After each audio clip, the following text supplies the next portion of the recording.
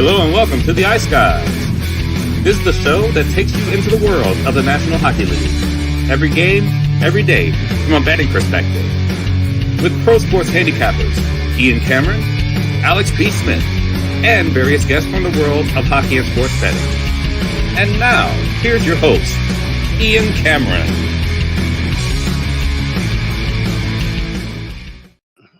Welcome to the Ice Guys for Wednesday, October 16th. Ian Cameron and Alex B. Smith with you. We will be joined, as we always are on Wednesdays this season, by Larry Fisher from Power Play Sportsbook for the Betting Man Advantage segment in just a few minutes. But we're here and we're ready to break down the Wednesday NHL slate. 4 games on tap for this Wednesday. First, we'll look back at a very busy, very hectic Tuesday night. And the only place we can start is in Columbus, Ohio. I'll tell you what, I don't want to make it sound like they had to put on a show. It's not about putting on a show. It's not about entertainment. We're talking about a man losing his life. We're talking about a human being that tragically passed away. But it also felt to me like this was an opportunity for the Columbus Blue Jackets organization to step up and show what they're all about. And how could they encapsulate the life of Johnny Gaudreau? How could they portray it? And how would they unfurl, if you will, this ceremony and this tribute to Johnny Gaudreau last night? And sure enough, I don't think they could have done any better. It was absolutely phenomenal, right from the opening, right from the pregame show on the local broadcast for the Jackets, where they did this 30-minute pregame with players' recollections and stories about Johnny, some old clips of Johnny Gaudreau speaking in interviews, which really got to me when I saw some of those. It's just you really get a glimpse of just what an easygoing person he was. He loved life, loved playing hockey, always wanted to be jovial and in good spirits, good mood, crack jokes, have fun, share some laughs. This is the kind of person Johnny seemed to be. Didn't want any negativity in his life. Didn't want to be angry. Didn't want to be, upset. Didn't want to have any hate in his heart. That kind of person. And it's evident to me that's kind of the way he lived life, for sure. With that, when I saw that pregame tribute to him. And then the ceremony was just great. It was raising the banner. What they did on the opening face-off was just it was a beautiful touch, really. They ticked the clock down 13 seconds. Of course, Johnny Gaudreau's number 13. So the game actually started with the opening face-off with 19:47 left in the first period. 13 seconds elapsed. Just a very, very beautiful scene. And then the game started, and they could tell early in that game the players had to warm up to playing an NHL game because it did kind of have that slow, sluggish start. But it definitely became a very entertaining and a very competitive game as it went along. It's kind of hit or miss for me with the betting results, but to me, I think that's, whatever. That shouldn't be the focus. The focus should be obviously what happened with Johnny Gaudreau and the great tribute. Columbus ends up on the short end of a 4-3 defeat to the Florida Panthers. Although I thought they played well enough to win. I think they outplayed Florida for a decent chunk of that game. But give Spencer Knight credit. Made some key saves. Florida held the fort at the end. One of the great moments of the game, obviously, was Sean Monahan, who was as close to Johnny Gaudreau as anybody. It almost felt like it had to happen. When we talked about that on the show yesterday, had to happen that he had to score. Just felt like it was meant to be. And he scores that goal for Columbus, which gave them the lead at the time. And then sure enough, he points to the banner up in the rafters, the Johnny Gaudreau banner that was put up there right before the opening faceoff. Just a wonderful scene there. And like I said, Florida with the 4-3 win, but it was still a victory of other sorts for the Columbus Blue Jackets. A victory for the organization and the absolute first-class display that they put on to pay homage to their fallen teammate, Johnny Gaudreau. Alex, I can't say anything more than that other than that. Well done. A+ by the Jackets last night. Yeah, absolutely. Like I said, just a very touching tribute. Like I said, moments just throughout the game. But like I said, the ceremony before game was fantastic, and all the different, like I said, memories and stuff that was captured in the pregame. I watched all of that, and then like I said, to see Monahan's goal, that was just really touching and moving too. Like I said, and a critical point. It just felt like he was going to score. And he said, Columbus, they played their asses off in that game. And that's the thing. The effort's going to be there. That obviously in these tough moments, they're going to persevere and play their best effort. And Dean Evanston would allow anything less, of course. But like I said, it's just tough to see them ultimately lose and come up short in that game. You would love to see that team and that fan base celebrate a victory amongst having that kind of an emotional night. But give them credit for playing hard and like I said, not getting swallowed up in the moment, because that can happen at times too. When you have a moment like this, and that would have been understandable as well. If they've gotten blown out 8-0, 9-0, that would have been just as understandable as if we saw them grind out a 5-4 win. Considering what all they've been through. But like I said, well done by everybody in Columbus for sure. Yeah, no question. It was a beautiful tribute last night, no question. Other results we saw last night in the NHL will be brief so we can get to Larry and the betting man advantage. But Carolina with a 4-2 win against New Jersey. Vancouver still winless. That was Vasilevsky at his best last night. He was tremendous. I don't think Vancouver had a bad first period. I didn't mind their second and their third period. I thought they played better, and they played close to even, I thought, with Tampa as the game went on. But not even as far as goaltending. Vasilevsky, brilliant, and that's a great sign for the Lightning in this 2-0 start. He's looked sharp in both games, like a revitalized version of Vasi, and a 4-1 win for Tampa. Shout out to Washington and Alex, who took the Capitals. Logan Thompson, revenge game, if you will. And the Capitals get a nice 4-2 win over the Golden Knights. Minnesota, 4-1 against St. Louis. A dismal effort from the Blues for their home opener. Credit to Minnesota, injuries, and they found a way to get the job done, played a solid road game, and the highlight being Philip Gustafson with the goalie goal. I don't see many of them. I think it's only the 6th in the last decade that we have seen, and Philip Gustafson, beautiful shot, too. Right down and, just right off his stick, and it went right into the back of the net. Always cool to see that, and, of course, the Wild teammates just serenading him after that game for that moment. Dallas, 3-2 over San Jose in a shootout. I had a feeling, I said, stay away from that game, and I'm glad that I did. I said all along that I thought that it could be one of those games where Dallas team total doesn't hit and San Jose's not good enough to win the game. Because I was leaning either, do I take Dallas team total over? Can they get to 4 goals? Do I take a shot with San Jose? It could be a sleepy spot for Dallas. I was considering both of those yesterday morning. I didn't touch either one, and I'm a better man for it, because neither one would have cashed. And I figured it could be one of those 3-1, 3-2 type of deals for Dallas. Sure enough, that's exactly how it ended there. Seattle, 7-3. How about Nashville now? 0-3, and it's actually looking worse for them with each passing game. Not what they expected with all these new changes and all these players they brought in, but a 7-3 victory for the Seattle Kraken. That over by trifecta, I actually grabbed a first period both teams to score. I didn't mention it on the show, but I bet it's small as well before the game. First period both teams to score, but the over by fecta is what I officially gave out on the show, the over 1.5 first period, over full game. I'm starting to track this now, Alex. This could become a thing, because I remember Toronto got shut out by Montreal, 1-0, and then the next night they exploded offensively. First period the full game stayed under, actually, but the first period went over, and there were a bunch of chances for the full game to go over. I'm definitely going to keep track of this trend. Teams off a shutout loss, first period over, full game over in the next game. How well does it do? And obviously, both of those teams, Seattle and Nashville, coming off a shutout loss going into the game last night. Seattle was shut out by Dallas. Nashville was shut out by Detroit. And sure enough, the goals explode last night. So I'm going to track both situations moving forward. When both teams that playing each other are off a shutout loss, and also the record of the first period and full game over when just one of the two teams is coming off a shutout loss. I'm going to track that moving forward and see how well it does. I have a feeling it's going to be a winning angle, profitable angle. First period, full game overs, teams coming off a shutout loss. I really, truly think you're going to be able to make money with that kind of an angle moving forward. Certainly did that last night with Seattle, Nashville. Dustin Wolf, we know there's some talent there. We know there's a potential future for him as a number 1 goalie. We saw a little shade of that last night. He was very solid and a nice 3-1 win for the Calgary Flames. And the Edmonton Oilers, winless no more. They come back 4-3 in overtime. Jack Michaels, the great TV and radio voice of the Oilers, said it. I'm going to say it. If you don't think fighting matters in hockey, you need your head examined. The moment those two fights happened, Couturier with Stetcher, Perry as well with, I think it was Farabee. Yeah, Perry and Farabee. That changed the complete emotion of the game. Okay, Edmonton woke up at that point. Those two fights got Edmonton's juices flowing.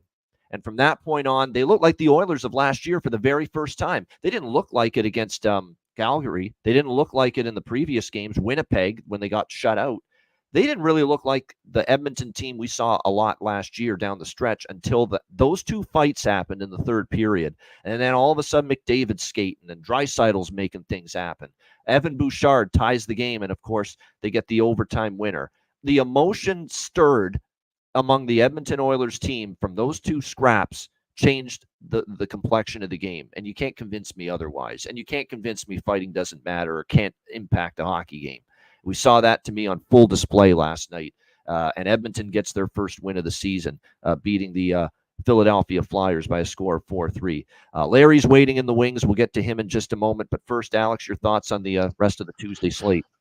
Oh, yeah, you made a perfect point about those two fights changing the momentum of the game. And sure enough, it was maybe moments after that where I went on and bet Edmonton plus 210 live on the money line and cash that, get that tie and end up getting the win in overtime. But like I said, that's a huge momentum swinger, and that's the reason why there's fighting. One of the many reasons why fighting belongs in hockey. Like I said, in that first fight, they hit Skinner, the goalie, and you had to answer for that. So there was a fight to be had, and then you had another fight after that. Like I said, to kind of get the momentum teetering back and forth. So great point, and that was a fun game to watch for sure. And then you mentioned Dustin Wolf making some huge saves. Hawks didn't look bad at all late in that contest. They were firing off shots left and right, had tons of chances, but Dustin Wolf was just closing the door. So a big 3-1 win for Calgary there in that game. And then, of course, Minnesota and St. Louis. This Blues team, I thought there was going to be a lot more offensive firepower. I thought they were going to be able to kind of navigate their way better offensively. That's not the case, and Minnesota looked good at both ends of the ice. Like I said, even with the injuries being had, and obviously always nice to see a goalie getting a goal. Philip Gustafson with a nice shot. Like I said, right off the stick, it was great too seeing Marc-Andre Fleury, his reaction. He had the biggest smile in the world as always, and everybody cheering him on. So and Gustafson's reaction to in the post game, he was in the interview on ESPN, where he's just like, he really truly, you could tell, had never thought in his mind that he'd ever have a chance to score a goal. Like it was just truly evident. He just took that one opportunity, and they said Fleury was the one who gave him the idea to do it. So kudos to him for getting that done. So those are the key points from last night for me. No doubt. Very entertaining Tuesday night in the NHL for sure. And by the way, that moment with Gustafson, great moment. Just the icing on the cake and the exclamation point of that great moment was the great call that went with it too from Bob Wischusen. Again, that he's got so much Gary Thorne in him. Bob Wischusen, outstanding job as always with him. Great moment there with Philip Gustafson, obviously getting that goalie goal, no doubt about that. All right, let's turn our attention to Wednesday's card, and as we do after the recap on Wednesday's show, moving forward each and every week, it is that time to bring on our friend Larry Fisher from Power Play Sportsbook for the betting man advantage. This segment is brought to you by Power Play. Discover Canada's top-rated sportsbook. Enjoy same-game parlays, player props, and more. Raise your game. Join Power Play today. Remember to always bet responsibly. Sportsbook not available in the United States. Must be 19 or older and to play. Gambling problem? In Ontario, call 1-888-230-3505. That's 1-888-230-3505. All right, it is time for the betting man advantage each and every Wednesday right here on the Ice Guys show. Larry Fisher from Power Play Sportsbook joins us. Larry, how are you? Doing good, guys. Thanks for having me back. I thought maybe I'd be one and done after that shameful debut last week. But hey, we were just a couple games early on that same game parlay. If we put that same one together last night, it actually would have hit on Oilers over Flyers, or Oilers to beat the Flyers over 6.5 goals. Draisaitl, the anytime goal scorer, and even Victor Arvidsson hit the two shots last night. So not so good last week when we were recommending it against Winnipeg, and obviously Edmonton laid an egg and lost 6-0. But they bounced back last night, like you said, and that same game parlay for last night would have hit. But as you know, we celebrate our wins and we own our losses. So definitely we have to take our lumps from week one of the betting man advantage. But great to see as far as celebrating wins go. Love to see the bargain bin specials hit last night for Alex and Matt with Nick Foligno and Ty Dellandrea. That was awesome. Those are long shots, and you love to see 2 out of 3 in the same night. So congrats to you guys on a successful day yesterday. Oh, and you know what, Larry, is great about those 2 bargain bin specials cashing in. There were great angles that went with it. There's no doubt. When you look at Ty Dellandrea against his former team, the Dallas Stars, a little extra onus to have a big, make an impact in some form. And sure enough, he did that. No question. That was as high as 10-1. I snagged a 10-1 with Ty Dellandrea. And again, thanks to the great Bet Stamp app, you can shop around. You can find the best price with anything you want to bet. And sure enough, that was and even at other books, it was 800, 900. Alex had Nick Foligno up on the top line for Chicago. He got their only goal last night in the game against Calgary. That was plus 400 or better. So outstanding to see 2 bargain bin. It's been dry, Canada dry, if you will, with the bargain bin special early in the season. So to get 2 of them to cash last night was really, really good. Larry, let's jump into what you like here on the Wednesday card. I know you've got some straight bets you like. You did put a couple SGPs together, and you do have a bargain bin special and a best bet, of course, for this Wednesday slate. So we'll start with the we'll do the we'll do the single straight bets that you like here on this card. What do you like here tonight for Wednesday? Yeah, as far as straights go, I think I actually parlayed them together as well. But I think the team total over 3.5 for both the Leafs and the Avalanche. The odds aren't great, but I think those are almost locked in that Toronto and Colorado are putting up 4 or more goals tonight. I also really like the Leafs. One thing I'll jump in to say about the Toronto bet that you made, the team total over, and we'll get to this when we go in depth, Alex and I, with the Kings and the Leafs. Big Civ Dave in net, David Riddick. Now, I will get to that more in depth. Part of me thinks he can get, well, of course he can get lit up. He's usually not that great, right? But he's also against his old team, Toronto Maple Leafs. And I could see funny queasy feeling in the pit of my gut as that guy makes like 36 saves and 1 or 2 goals allowed, which he's capable of doing every now and then, but you just don't see it often enough. So that's my one little fear. But all things being equal, I have more doubts than, faith that David Riddick's going to be great tonight. So I understand where you're going there, Larry, with that.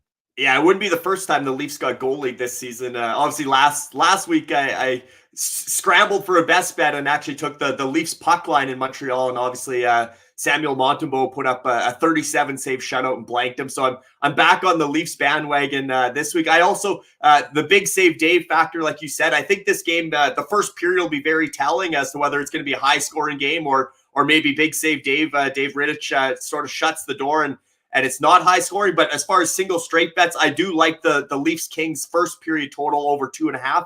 I think we're going to see some goals in that first period. That's a good plus price. Yep. Yeah, it's at plus 220. So yeah, I like that for the first period over 2.5. And then as far as the actual same game parlay from that game, I built one out again. And again, I don't love the odds on this one, but Toronto to win over 6.5. I have Matthews as the anytime goal scorer. He's 0 for 3. Third time wasn't the charm this season, but I can't see him going 4 games without a goal to start the year. I think Matthews wearing the C for Toronto. He's starting to feel the pressure a bit. This is a home game, a big showcase, especially without Drew Doughty. I think Los Angeles' defense isn't the same. I don't have a ton of faith in David Rittich, so I think this is the night that Austin Matthews gets on the board. I have Toronto over the Kings at over 6.5. Matthews as the anytime goal scorer, and Matthews also at 3+ shots on a $20 wager. It only pays $82. But if you're really feeling Matthews with the hot hand tonight, if you pump that up, the exact same game parlay, but you put Matthews at 2+ goals, you want him to score twice, it would be a $20 bet would pay $140, which still doesn't seem that much when you need somebody to score twice and have 3 shots. But nonetheless, Larry, just jump in for a second and say one thing about that thought process there. I think, look, he's going to score eventually. If you like Matthews to score eventually, go for the gusto. Right. Bet him to score 2 goals. Bet him to score a hat trick. He scores in bunches, this guy. Like, it's really uncanny the last few years when he scores, especially when he's been in a slump. A lot of the times when he busts out of an 8-game, 10-game scoring slump, whatever it is, he often scores 2 or more. in the game that he busts out of the slump. So I think it's one of those deals where if you really think tonight's the night, Matthews finds it and gets off the schneid, bet those 2-3 goals and hat trick prop maybe. Yeah, I like that. Yeah, I do think he's due tonight. And then the other parlays, the couple parlays I put together, I mentioned the Leafs and Avs at team total over 3.5. If you pair those together as a parlay, so Toronto and Colorado, both going 4+ goals tonight, a $20 bet would give you a $93 payout on power play. I feel like that's almost I don't want to say it's a lock, but for not financial advice, but for me, that's almost a lock that Colorado and Toronto are going to hit 4 goals tonight. Well, Colorado has had no issue scoring. It's been defending. Yeah. Exactly. And then actually all 4 games tonight, I think could, especially if you tempered expectations and go over 5.5 instead of over 6.5. I think all 4 games on the Wednesday slate are a good bet to be total over 5.5. And a $20 bet on power play would give you $130.73 potential payout. That's with a 7.5% parlay boost factored in there as well. But I like a lot of goals tonight on the NHL slate. There are a few that I do think we see offense. I agree there. Now tell us about this over 5.5. That you've been studying this, and because obviously, look, we know a lot of the totals are 6.5, but obviously in this day and age with various sports books, you can bet alternative totals, and you can get them down to 5.5, and you can put them in parlays, or you can bet them straight and just get lay more obviously with 5.5, but you can get the totals down to 5.5 in every game. You've got a stat, Larry, that I saw in the notes there that you had about how over 5.5s have done so far this year. Tell us about that. Yeah, so I sort of started tracking this last season. I felt like I always leaned towards betting the over on a lot of games, but I obviously didn't bet every single game as the over last year. But as I was following it, I was like, you could almost bet every single game over 5.5 and you come out ahead, at least to American Thanksgiving. I think it's high scoring those first couple months, and then it sort of tails off, especially coming out of the holiday break. Everybody's systems are dialed in, the goaltenders are in. You're starting to fine tune towards playoff hockey. I think the scoring comes down, especially coming out it towards, the All-Star break, trade deadline, that finishing stretch. I don't think I'm as confident betting the over, but early on in the season, I felt it's a good experiment or a good case study. So I've been betting over 5.5 on every game, plan on continuing to do it through American Thanksgiving just to track it. And so far, 30 of 53 games have been over 5.5. So just 7 games above 500 there. That's not counting the 2 Global Series games in Europe, which actually were both under. So you can say 30 of 55 to date through last night's action. 30 of 53 North American games, we could say. Exactly, yeah. And that's something that's interesting, because normally this time of year, we've been talking about this, where we tend to see higher scoring starts usually in October, like you said, because goaltending and defensive units aren't quite gelled and ready yet. But this year, we've definitely seen some lower scoring starts. So where that 5.5 shift, you can actually start looking maybe even the other way and going and looking at unders with 6.5 or unders with 7s to parlay and kind of combine, because we're seeing an awfully lower scoring output so far in the first kind of week and a half than what we're accustomed to sometimes at the beginning of the season.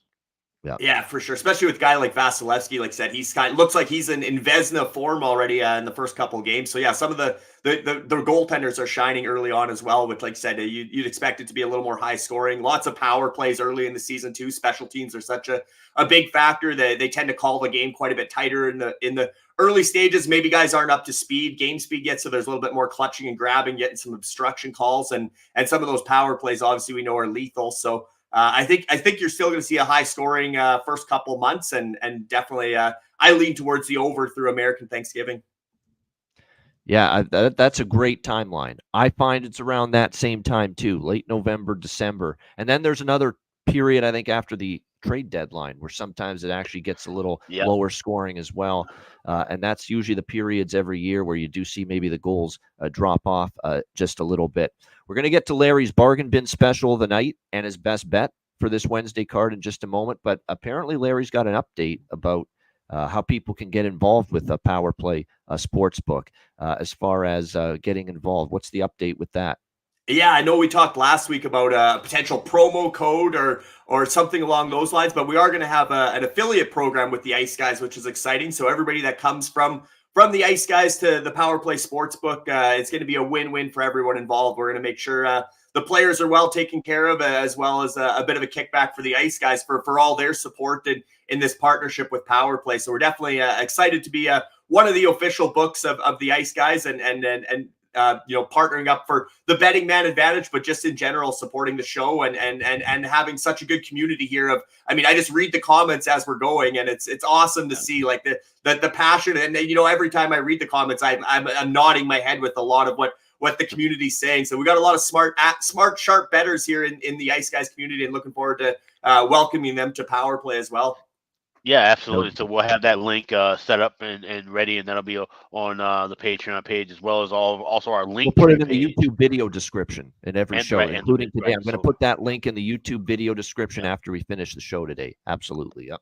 Yeah, so everybody will be able to sign up for that in Canada, and definitely. And again, sign up, please do it. Especially Canada only, unfortunately, right now. But if you're Canadian, sign up. Powerplay.com. The link will be in the video description. It helps us, supports the show. If you want to support the show, and you get a chance to, check out the great options Power Play Sportsbook has. And we talk about it all the time, how important it is to have your portfolio be expanded, have multiple books, multiple options. You find, you might find something that's off at Power Play that's a different number at another book, or vice versa, and you'll be able to adjust and then move from there.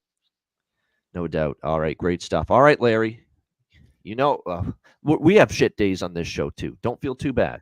But I know it was a rough first debut for you last Wednesday, but that's in the past. How are you going to try to make up for it here tonight? You've got a bargain bin special, and you've got a best bet. We'll start with the bargain bin special of the night. Larry, what do you like? Yeah, so this is a fun one. I think Nick Robertson of the Leafs, I think the potential for him to score against his hometown or home state team. He's a California kid. The Kings are in Toronto.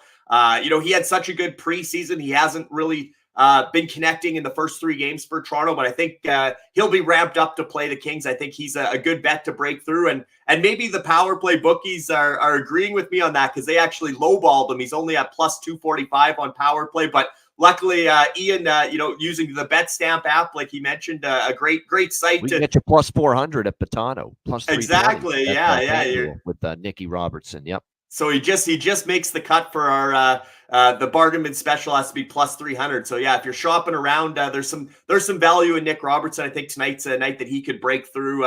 Just again with I remember betting him last year, Larry. I remember betting Nick Robertson last year in LA. I think when they played the King. I don't think he scored that night, but the angle was very similar. He's playing against he's the team where he's a California kid. Now, this game's in Toronto, but, it's still a Kings team that he grew up. He went to all the Kings games. His family would go to a lot of Kings games. So it's still a solid angle. I think he's got it. And we know he had a great preseason. Has not translated into the regular season yet, the great preseason he had. But hopefully tonight he busts out for you. Yeah, he's been getting a bit of power play time, too, a little bit. His power play minutes are up a little bit, at least on that second unit. So I think maybe he'll come through on the power play, if not at even strength. With, that line's kind of interesting with Holmberg and Pacioretty, or however they're doing those lines, but I definitely think Nick Robertson he's kind of due as well. And then as far as best bet goes, as far as value goes, Austin Matthews anytime goal scorer at minus 175. Not a lot of value, but I really do think that the fourth time's the charm as far as tonight he's due, and he's going to break through for his first goal in his 4th game, and maybe that's where I think Ian's onto something. He does score in bunches. Maybe the best bet should be you double down on Austin Matthews. You take him at 2+ goals, or even the hat trick. The hat trick bet could come through tonight if Big Stave Dave isn't on his game. No doubt. And like I say, Austin Matthews, if you agree with Larry's thought process that he's going to break out tonight, don't just bet the anytime goal and lay the price. Go for the 2 goals. Go for the 3 goals. We've seen this, and Alex has seen. We've all seen this. When he is busts out of a slump in one individual game, it's often a scoring in bunches type of game. He's not just going to get 1 to bust out of the slump in a game. He's going to get 2. He's going to get 3, and and even in a couple of cases, maybe even 4. That's what he's capable of. You can even look plus 650 for first goal scorer as well. It's available at FanDuel. So. Yeah, no question about that. Great stuff. That's Larry Fisher. Power Play Sportsbook. We're going to have the link to sign up in the video description and on the Patreon page for our Patreon members. Make sure you sign up. Check them out. Give them a shot. Support the sportsbook. Support the sponsor. And you support the show and Alex and me and this great show we do 7 days a week in the process. Larry, awesome stuff. Enjoy the games, Larry, and good luck tonight. cash some tickets, and we'll see you again next Wednesday right here for the Betting Man Advantage. Sounds good, guys. Enjoy the rest of the show. All right, there we go. Larry Fisher, Power Play Sportsbook, with us each and every Wednesday right here on the Ice Guys for the Betting Man Advantage. All right, let's get into the Wednesday's games. We got 4. We will begin with Buffalo and Pittsburgh. The Pittsburgh Penguins minus 120 home favorites, 6 the total here in this game. Pittsburgh, look, didn't love what I saw with them against Montreal, being on Montreal that night, but I give them credit. 6 goals. They deserved that win. They were clearly the better team that night against the Montreal Canadiens. And offense they're averaging 3.5 goals per game, and that's despite being shut out by the New York Rangers and Igor Shesterkin in their first game. Since then, they've scored 6 in back-to-back games. So clearly, offense is not a problem right now for the Pittsburgh Penguins. I'm still worried about Jari. He did give up 3 goals against Montreal. One of them was he didn't track the puck. He kind of lost it going post to post, right to left, and a shot from the blue line went in on him. I didn't love that goal. I still have question marks about his consistency and his ability night in, night out in between the pipes. Can Buffalo take advantage of that? We know Buffalo was an offensive team that it didn't exactly light things up last year by any stretch of the imagination. It's a team that early in the 2 games against, really the first 3 games against Jersey and LA, 2 games in Czechia against New Jersey, and then the return home against LA, no offense to speak of, but they busted out against Florida with 5 in a nice 5-2 win over the Florida Panthers for their first win of the season. And I think the Sabres are certainly bolstered offensively by the return tonight of JJ Peterka. That's right. J.J. Peterka is back tonight for the Buffalo Sabres. He's really become one of their more important offensive players and scorers. Coming off a 28-goal, 50-point season last year. Now he returns from the concussion. Will be back in the lineup after missing the last 2 games for this Sabres team. So obviously getting Peterka back in the lineup certainly helps. We'll see if the Sabres get a boost from that. I like Sabres team total over 2.5. You got to lay a little price here. I feel a little bit better than that, than trusting and I'm going to start doing this with Pittsburgh, Alex, because I am actually liking what I'm seeing from them offensively the last 2 games. They put up 6 in back-to-back against Detroit and Montreal. But I think Buffalo in this spot, good vibes, positive vibes. I know there was the dust up in practice and went viral between Rasmus Dahlin and Peyton Krebs. Let's not say, Buffalo's splintering at the seams from a dressing room standpoint and the team's, completely falling apart and they hate each other. No, that happens. How many times have we seen that shit in decades in the NHL in practice? Sometimes, feathers get ruffled, and when you're a big family, a hockey family as a team, sometimes there's going to be bickering. Sometimes there's going to be little, fracases here and there. And that's exactly what you saw there with the Krebs and Dahlin. To me, is no big deal. They brushed it off after the fact. They still say we're good buddies. I know there was a post Peyton Krebs was just totally, it's no big deal. Stuff like that's going to happen. It's not a big deal. It's actually, I think, a thing that could bolster the Sabres going into this game. But I don't want to take Buffalo money line because I don't know how they're going to hold up defensively against Pittsburgh scoring. I like what I'm seeing from them and at the offensive end, and I'm not exactly trusting Ukko Pekka Luukkonen, pick the pack of pickled peppers right now for the Sabres with an .886 save percentage in his first 2 games. Hasn't been great in either of his first 2 starts for this Buffalo team. So I feel best about Buffalo team total over 2.5. I think taking a shot with that just to get to 3 goals. Keep in mind, Pittsburgh in the win against Montreal did allow 3 goals in that game. The Ranger game, obviously, they gave up 3 goals in that game as well. So Pittsburgh's been giving up 3 goals. Detroit scored 3. So the opponent has scored 3 goals in every Pittsburgh game this year. So that's why I feel good about the Buffalo team total over. I'd lean to the full game over too, but I don't love the history. I don't love that it's been really, really dominant to the under, especially the games in Pittsburgh between these 2 teams. So I'm very, very hesitant to take the full game over. But I lean that way. I much prefer the Sabres team total. You can get that over 2.5 minus 140. Alex, what do you think here? Sabres, Penguins. This game's a total pass for me. Like I said, the history looks towards the under. I feel kind of like this could be an over kind of a game, and I'll be watching because it's versus TNT game, so versus 2 on TNT, I should say. So I will be looking to see if we see the pace of an over game. I might look for something live, But sidewise, yeah, I'm not really trusting the form of either one of these teams right now. I'm going to learn a little bit more about both these clubs. So it's going to be more of a game to watch, observe, and learn from. But if I see a fast pace, I'll look to try and grab a first period over or a full game over at a cheaper price and a better number. Yeah, I think that's a good. It's more. It's only a little Sabres team total over and more props than anything else for me. I still like the anybody playing with Crosby to me all season long with this Pittsburgh Penguins team as far as props are concerned is going to be a pretty solid bet. Doesn't mean they're going to score every night, but you look at Beauvillier and even Beauvillier did score. Rust is back. That definitely helps the Penguins. So it's Beauvillier and Rust that are going to be flanking Sidney Crosby tonight on the top line. Bunting, Malkin, and Raquel. Drew O'Connor, I thought, did solid, but he's been dropped to the third line. I think you've got to take Lars Eller. Lars Eller has had a pretty solid start to the year offensively for the Pittsburgh Penguins, and he, of course, scored a couple against Montreal on Monday night. So Lars Eller might be some good value there as far as player props are concerned. On the Buffalo side, I like Peterka in his return. I do. He's just he's become a really good goal scorer in this league.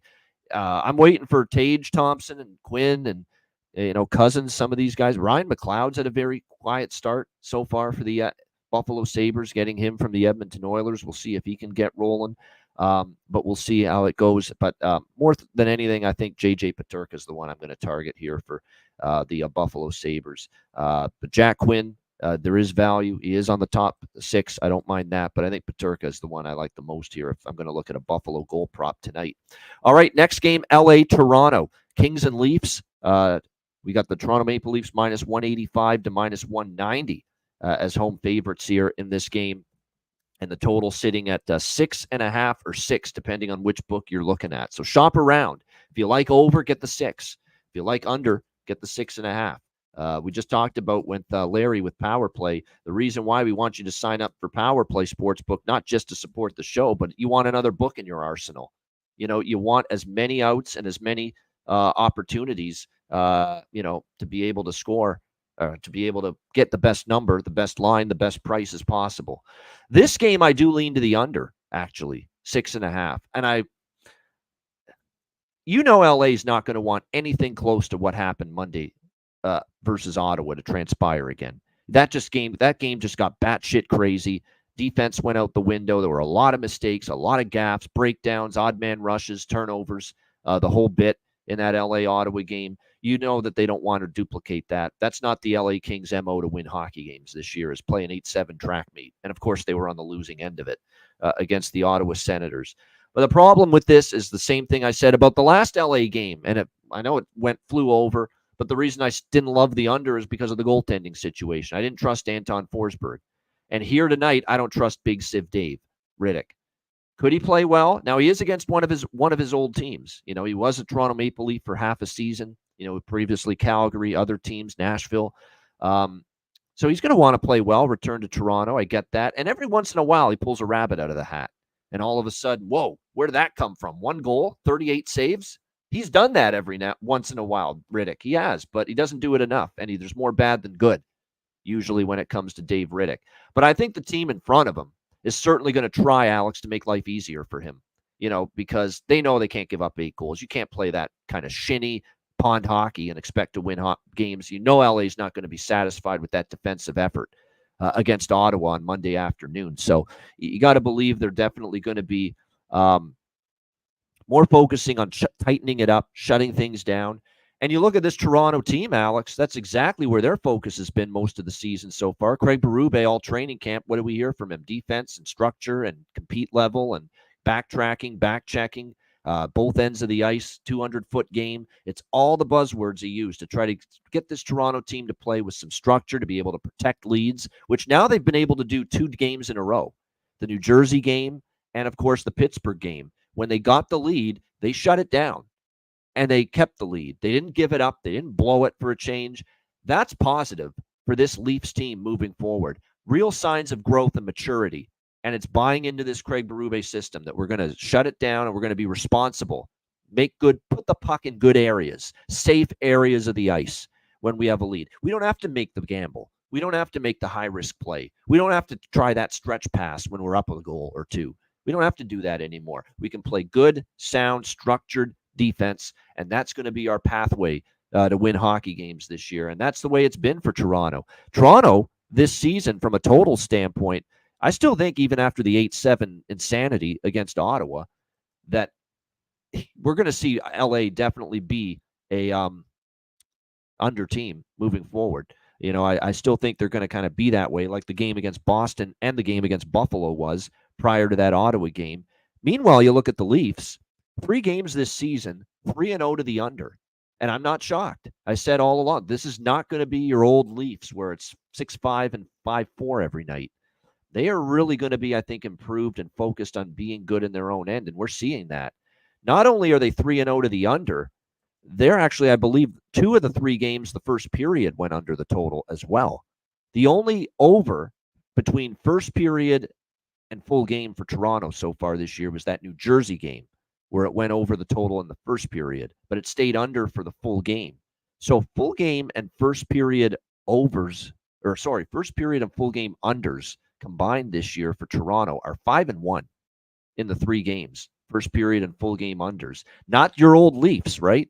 From 2-3 years ago when they were getting in 6-5 games every night. So I actually do have a lean to the under here in this game, but I have fear about Riddick. I don't know what Riddick we're getting, but I still think it's going to be an under. I do, because they're going to protect Riddick too. When you give up 8 goals, you're going to try to make sure you make life easier on him, make sure that he sees more routine shots, routine saves than the high danger quality type of saves. And if they can do that, LA, play good in front of him, you know, he might be good enough to keep Toronto at bay at least a little bit. And meanwhile, I don't know if Toronto's going to light up or if LA is going to light up Toronto's defense either. And Stoley, the goalie, confirmed in net for the Leafs. He's been great. Absolutely terrific to start the year. This guy's legit. The more I watch Anthony Stolarz, the more I think this guy's legit. He could be someone that's going to be a bona fide, solid, steady, strong NHL netminder, because he has not had any blip or drop from the great season he had backing up goalie Bob down there in Florida last year. So it's been a very good start for Stolarz. I lean under. Didn't bet that. What I did bet, though, in this game, it's a sleepy environment, middle of the week. Here we go, LA. Now, in the past, Toronto's been in for trouble in games like this. That's what I'm trying to say. They've had these nights, middle of the night, quiet environment. You know that place is going to be dead silent in Scotiabank Arena unless they score. It's LA. It's the middle of the week on a Wednesday night. These are the games that have tripped up Toronto in years past. I don't know if it trips them up tonight. Like, I'm not on LA. I think Toronto can win this game, but I still think in the pit of my gut, it's not going to be an easy game for them. And I can see them needing overtime to decide this game. So I'm going to take a small shot with the draw here with the Kings and the Leafs tonight. And by the way, the Kings back-to-back games for them have gone past regulation, the game against Boston and the game against Ottawa. So the only thing I have in this game, side or total or otherwise, is a small shot with the draw here. Kings and Leafs, lean under, not betting it though. Alex, Kings, Leafs. Yeah, I am with you on the draw. Like I said, it's always a good look with both of these teams. These are 2 teams that routinely play past regulation, have done so over the last couple of years. So I'm on the draw, but I like that first period over. Like I said, I don't trust in David Riddick, and I also believe that Toronto, like I said, they understand that they need to get the offense rolling at home early. Like I said, that's the only way you can get that crowd activated to somewhat of a noisy level. And like I said, when you got a guy like Austin Matthews who's been on the scoring slide, I think we see some pace and pressure early from Toronto. And I can see where Toronto maybe gets both of the goals there, but I'm just going to lay that 130 and go with the over 1.5 along with the draw. Yeah, Landon bringing the. I'm not surprised about that. David Riddick's numbers against the Leafs are actually solid. 2.44 goals against, 920. That's what I kind of thought it was. I think he's played more good than bad.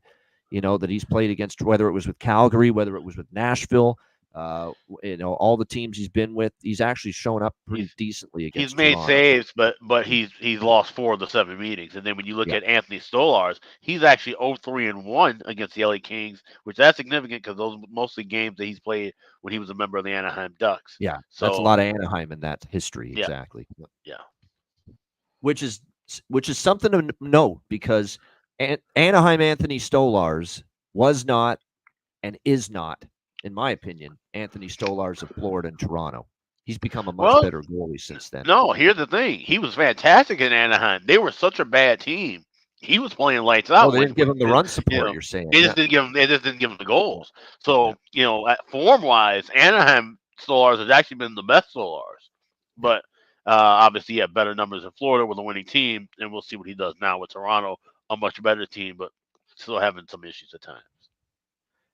Yeah, this is the game of all the four tonight that I think if there's going to be one that's a little tighter, lower scoring, I think it's this one. No question about that. As far as props go, I mean, I don't have a ton. I mean, I know Larry likes Robertson. I don't mind taking a shot because he's playing against a team that he grew up cheering for, and he's on the second line with Tavares and Holmberg tonight because Willie Nylander's actually out, I believe, with an illness. It's important to point that out. Although it's a game time decision. Apparently, they updated it at the morning skate, and they say he still hasn't been ruled out completely. But we may not see William Nylander tonight for Toronto.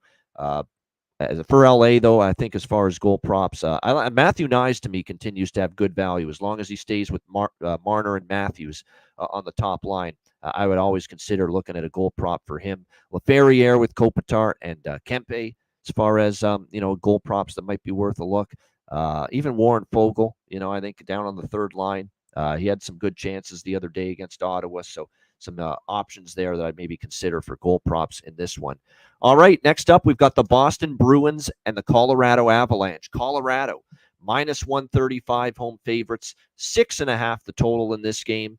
And we just found this out about an hour before the show. Tells you all you need to know about either they don't have faith in Justus Onanen, Jared Bednar at this point, or they are just desperate to get some kind of, positivity going with Alexander Georgiev, who's had a nightmarish start to the season because it is back to Georgiev once again, even though the struggles continue for the Russian netminder, and it has been a dismal season for him. There's no doubt. And look, he's been not good enough, but the blue line in front of him has been just as culpable in this. Cale Makar, man, has screwed up in his own end so many times this year. We know he's good, but he is just not making the smart winning plays in his own end, turning the puck over, coughing it up too much. They are not helping out Georgiev. Georgiev stinks right now, but the blue line's not that much better. They are just making way too many gaffes, way too loose in their own zone. Penalty kill hasn't been very good either. It's just a whole bunch of issues right now for Colorado as well. They've given up 3 power play goals in their last 3 games. They've given up 6 or more in all 3 games. 6 to the Islanders, 6 to the Jackets, 8 to the Vegas Golden Knights in the first 3 games of the season. So they are just in a complete and utter tailspin as far as anything defense, goaltending, team defense, and the goals against are through the roof. Meanwhile, you've got the Boston Bruins.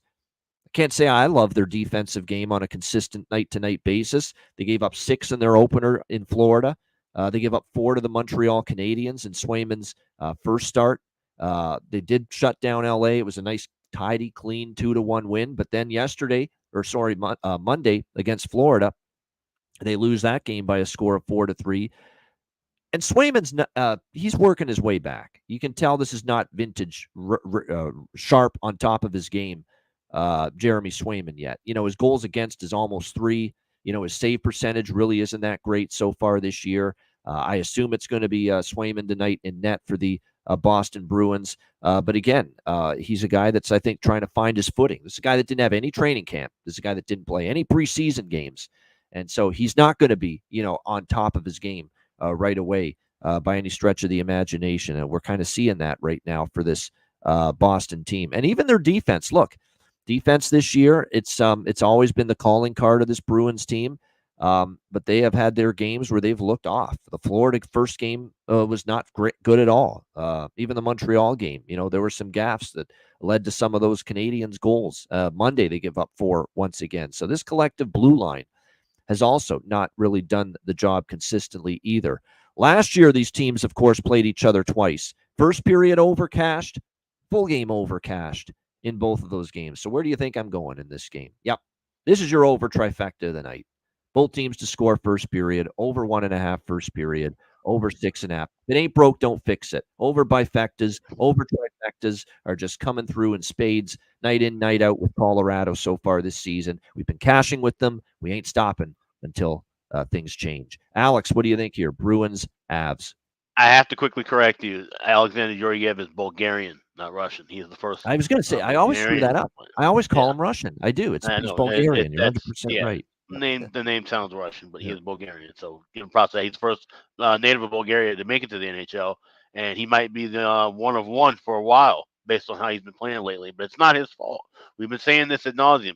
Jared Bednar's running him through the gauntlet for whatever reason. If you don't trust Justus Annunen, then why did you give him an extension for another 3 years? It's just baffling how this team is still stuck in 2002, this franchise, and they're trying to run a goalie 70 games, knowing that he's just not, he doesn't have the form. Even if he had the form to play 70 games here on out, he doesn't have the form right now. You should not be starting him right now. But if you don't trust Allen, then you have to run this one goalie into the ground. So we'll just keep continuing to bet against him until they give him the rest, and then we'll bet against Allen as well, because if they keep sitting him, how's he going to get any better just sitting on the bench watching this guy? He's not. I lean Bruins too, but why I like the overs more is because I don't love where Boston's defensive game as a team is right now. Really, exactly. Yeah. I love the first period over. I love both teams to score. I will try and be a little greedy here and grab a better price and number of the full game over end game. But already on that first period over, already on both teams to score. I think we definitely see some scoring early in this. Yeah, last year, again, Boston, Colorado. 2 meetings, of course. They're East versus West teams, so they only play each other twice. Once in Boston, once in Colorado. Both of those games last year, the first period over cashed and the full game over cashed in both of those games last year. And now we think both teams defensively are even in worse shape right now than they were at those times last year. But, look, I ain't laying a penny with Colorado as a favorite, especially. So, if you had to bet a side, I lean Boston. But like I said, I don't love what I'm seeing. Swayman's not in a form yet, coming off the no training camp and no preseason games. He's still working his way back into form. He's not all the way there yet. And then it goes without saying the Boston blue line has struggled in front of him especially.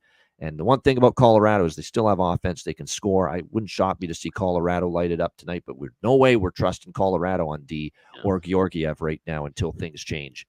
I do have a bargain bin playing in this contest. So. Yeah, Nick, there's always those games once in a while. It seems like it's dead nuts over, and it does stay. It doesn't happen all the time. There's a lot of these games where, look, it's also several examples of has all the markings of an over, and it still does go over. So you got to bet what your eyes see. And what my eyes see are 2 below average defensive teams and a goalie in Swayman that's going to be really good in time, but he's not in his best form right now. This is the time to get him. And then Georgiev, who knows if he'll ever find his form, at this point. That's where we're at with him right now. And even if Korpisalo gets a start, do we trust Korpisalo? No. He only gave up 6, in that first game of the year against Florida. Although they hung him out. That first period they hung him out to dry, too. It's not all on him, but he wasn't great. And then there was that one goal in the second period he should have had, in my opinion. So, like I said, to me, you have to bet what your eyes see, and the eyes see 2 teams that can score and really can't keep it out right now with the Bruins and the Avs. As far as goal props in this game, middle stat for Colorado, I like what I see. Whoever's playing with McKinnon and Rantanen on the top line, I believe is going to be certainly live and a good price from a value standpoint to score a goal tonight in this game. I'm looking at it right now for Colorado. Ross Colton is the latest tabbed by Jared Bednar. It's a revolving door.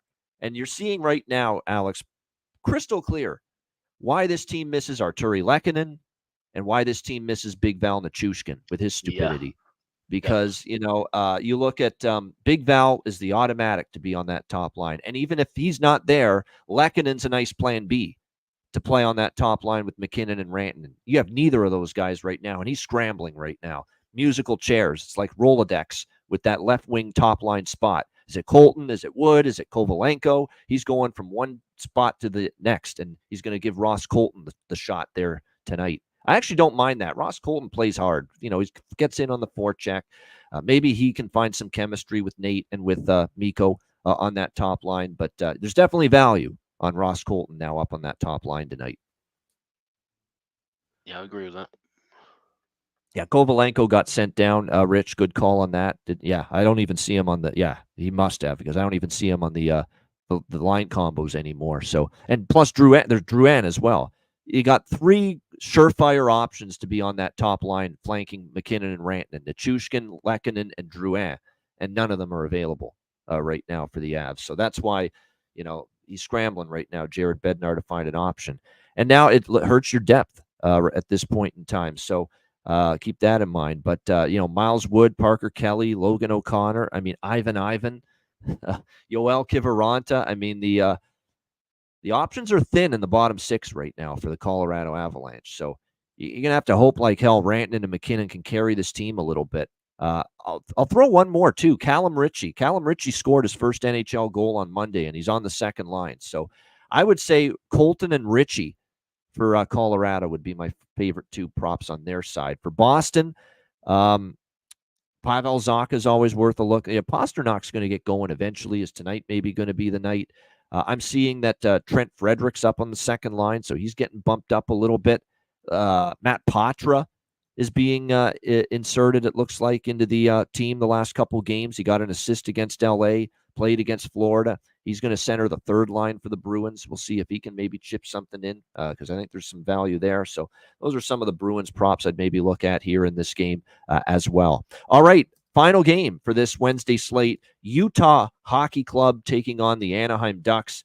Utah minus 150, road favorites, the total 6 in this one. And this is another example of schedule maker shit show from the NHL. How do you do this to a team, really? It's first week of the year, and we've already got, schedule makers really putting the team behind the 8 ball. You've got Utah playing this 3-game road trip in the East, right? Devils, Islanders, and Rangers, the Tri-City area trifecta there. Rangers, Devils, Islanders, the New York area teams.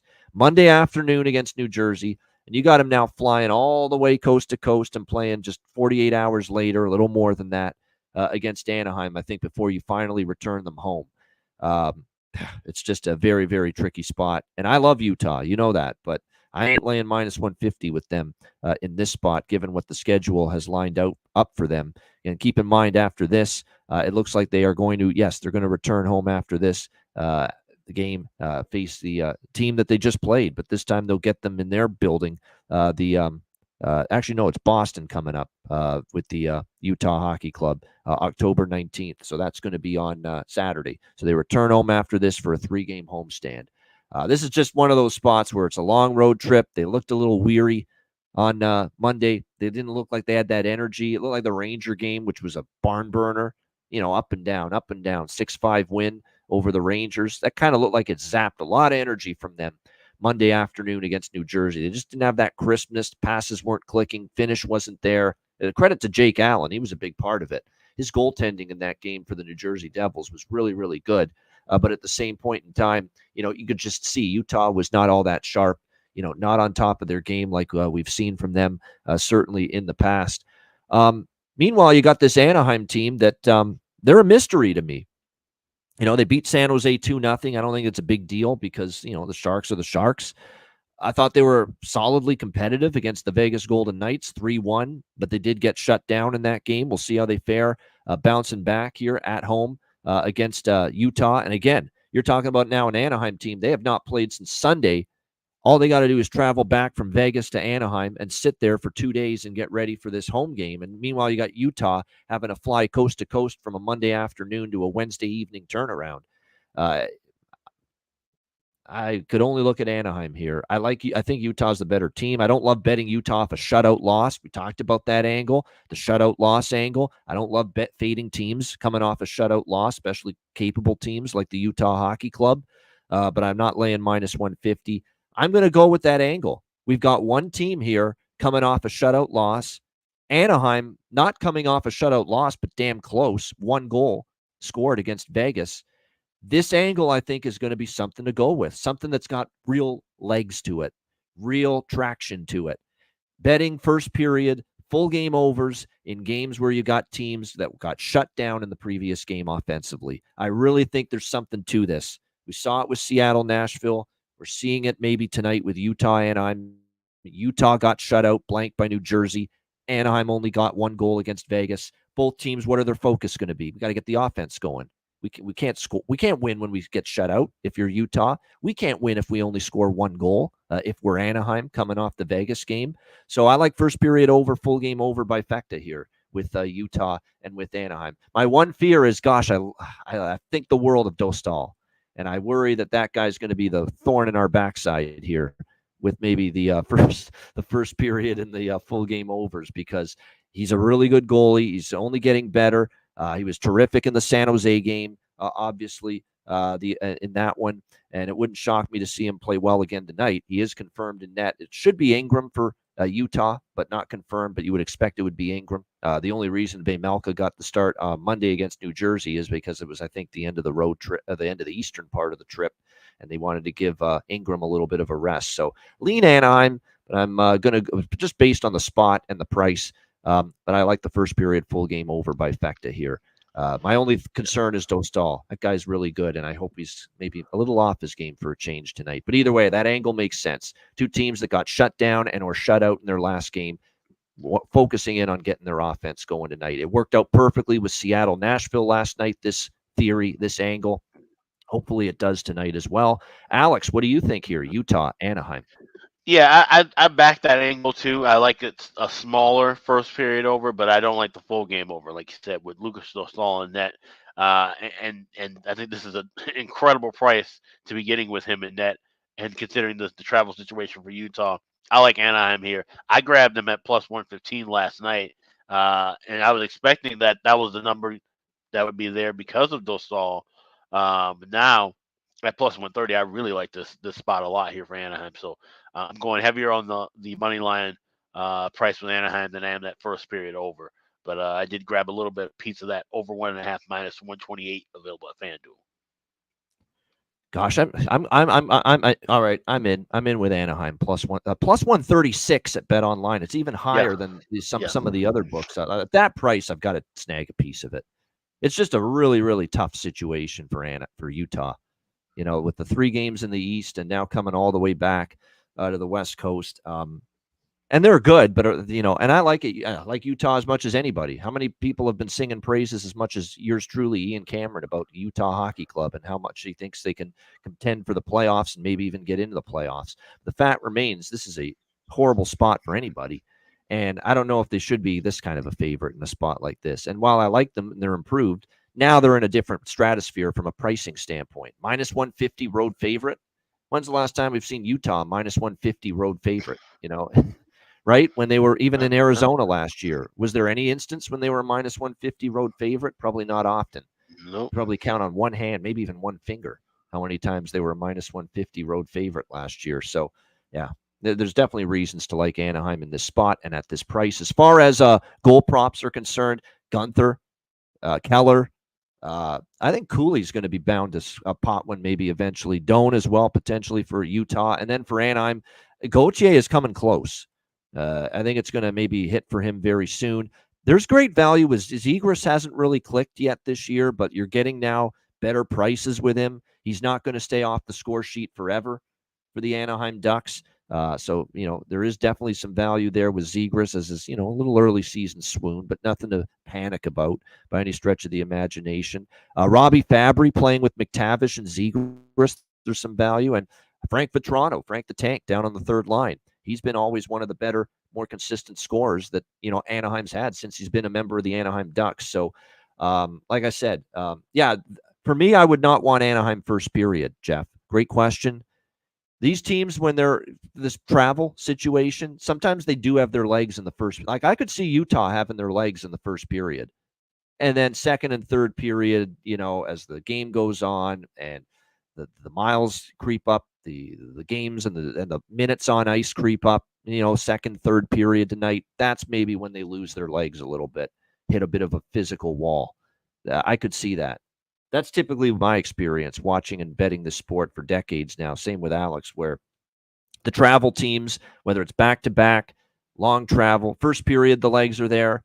Oftentimes legs give out and they just, lose more puck battles as the game goes on. Yeah. So that's basically the way I'd kind of think of for Utah tonight. Maybe they have their legs early, but those legs might fade gradually as the game goes on here tonight with the Utah Hockey Club as they take on Anaheim. Great stuff. Shout out to everyone in the chat. Hit the like button. We appreciate it very much.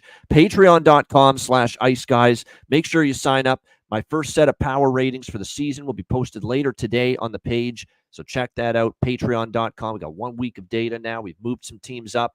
Obviously, Utah is one of those teams we've moved up significantly.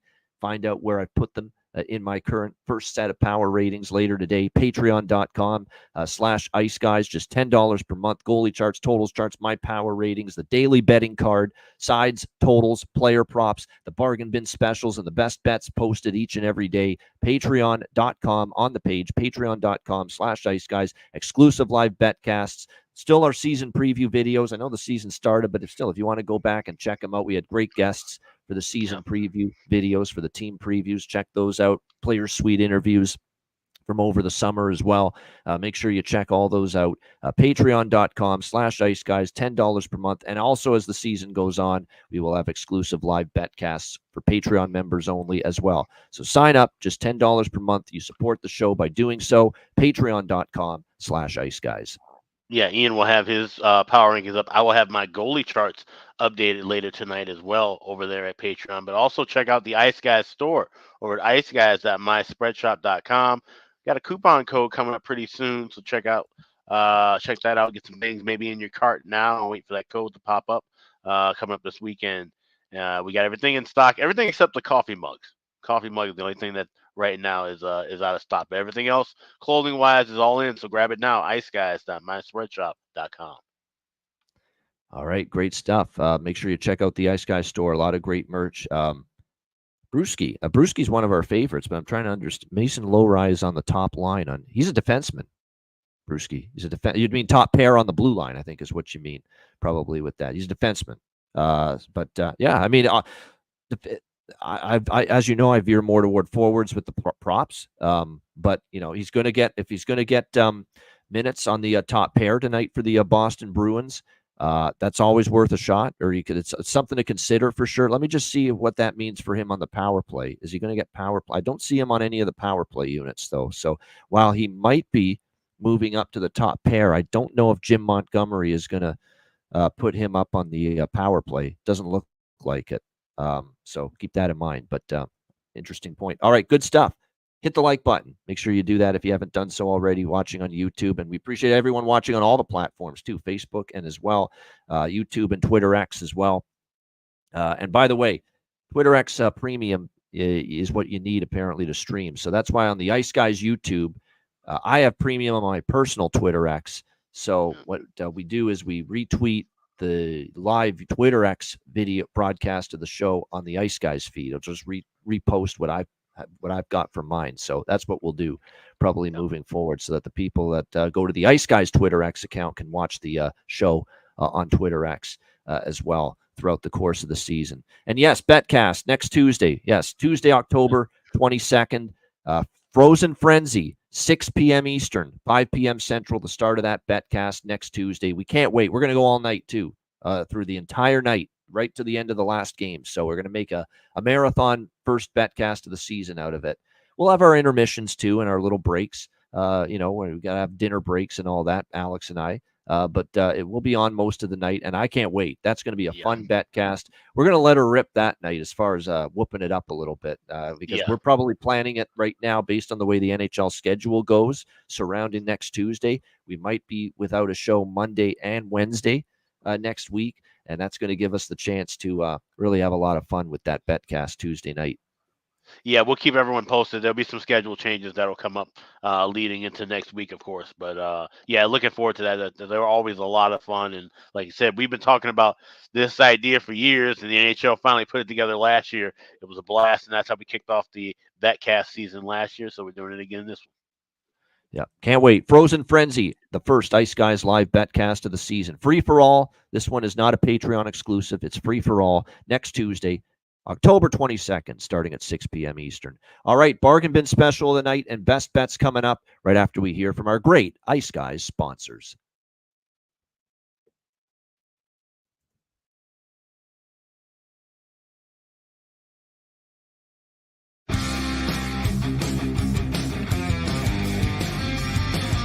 Support for the Ice Guys podcast is provided by Boston Hemp Incorporated, Manscaped, Power Play Sportsbook, Raise Your Game, Tailgaters Social, and a big thank you to all that subscribe to the Ice Guys Patreon page.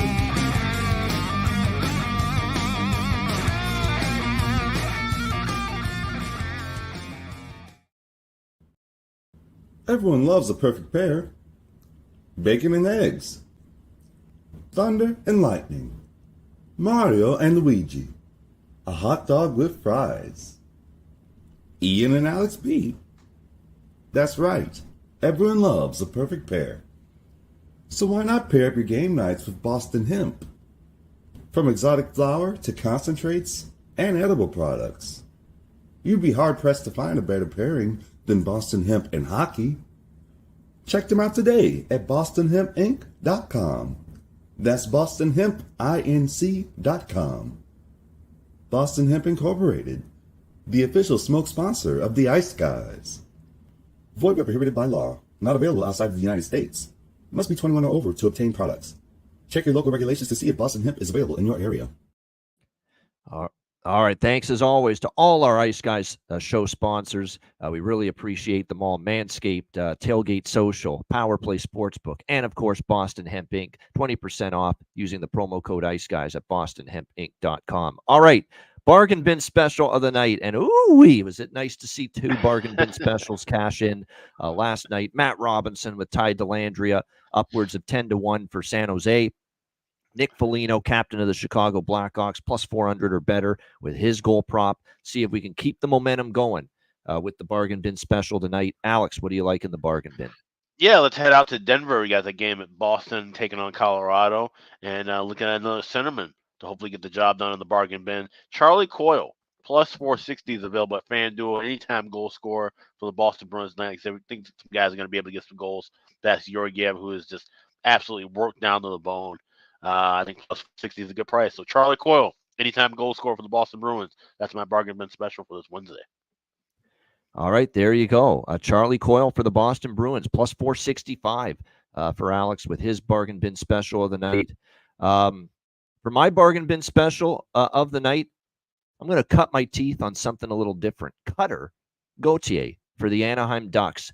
I really feel it tonight for him. You got a very jet-lagged, potentially fatigued, sluggish, maybe defensively susceptible Utah Hockey Club coming into the building tonight. He's definitely had his looks. He's definitely had his chances early in the season. He's getting opportunity, of course, right up there on the top line. So he's going to get every opportunity at his disposal. And the one thing we saw it with Matvei Mishkov last night for the Philadelphia Flyers. These young kids aren't going to be goalless forever. You know, they're eventually going to pot one. And I think you're going to see one maybe as early as tonight for Cutter Gauthier with the opportunity and a potentially, you know, I could see Utah making some mistakes with the puck tonight. Again, it's been a grueling road trip, a really tricky spot for them. And at FanDuel, there's plus 410 with Cutter Gauthier to score a goal tonight. So it's really good value. I'm going to go with the Boston College product, Cutter Gauthier, Anaheim Ducks, to get his first NHL goal tonight, plus 410 for the Anaheim Ducks. That'll be my bargain bin special of the night. All right, best bets for this Wednesday night. Alex, we'll go to you. What do you like for best bet? Yeah, we'll head out to Toronto and run, don't walk to grab this number. Over 1.5, minus 135 at Caesars. It's moving. It was at 130 earlier, but we're seeing 135s and 140s. That first period over with Toronto and the LA Kings. Go first period over 1.5, minus 135. That's my best bet. All right, there you go. LA Kings, Toronto Maple Leafs over 1.5 first period. And like I said, there's only been 1 out of 3. Like I said, the only over that's hit for the Leafs this year was a first period over against New Jersey. Nothing full game has gone over the total. But Alex likes the first period over tonight with the LA Kings and the Toronto Maple Leafs for his best bet. My best bet, clearly it's going to be one of the 3 portions of the over trifecta that I like quite a bit with the Bruins and the Avalanche. But I'm going to go with just the full game over. 6.5, minus 120. Hard not to. I mean, the Avs are an over machine right now. They can still score, but their defense and their goaltending is miserable right now. And like I said, Jeremy Swayman's not at his best right now. He's a guy that's not in his best form with the lack of training camp, lack of preseason reps. And I think you're seeing that. So I think both teams find the back of the net. Boston and both team games last year as well flew over the total, both first period and full game over. I think we see more of the same here. Boston, Colorado, over 6.5 minus 120 for my best bet here for this Wednesday NHL card. That's a wrap. Shout out to everyone and appreciate you joining us once again for another edition of the Ice Guys. Hit the like button if you're watching on YouTube on the way out. A reminder, the Ice Guys is live 7 days a week, Monday to Friday, 2 p.m. Eastern, Saturday and Sunday, noon Eastern. If you can't watch the show live, download the Ice Guys podcast in audio form on all major podcast platforms, Google Podcasts, Apple Podcasts, Spotify, Stitcher, iHeartRadio, Amazon Music, and more. Download the Ice Guys podcast when you can't watch the show live. For Alex B. Smith, I'm Ian Cameron. Have a great Wednesday night. Enjoy the games and good luck, and we will be back tomorrow on Thursday with us two and Matt Robinson back in the house as well, coming up on Thursday for another edition of the Ice Guys.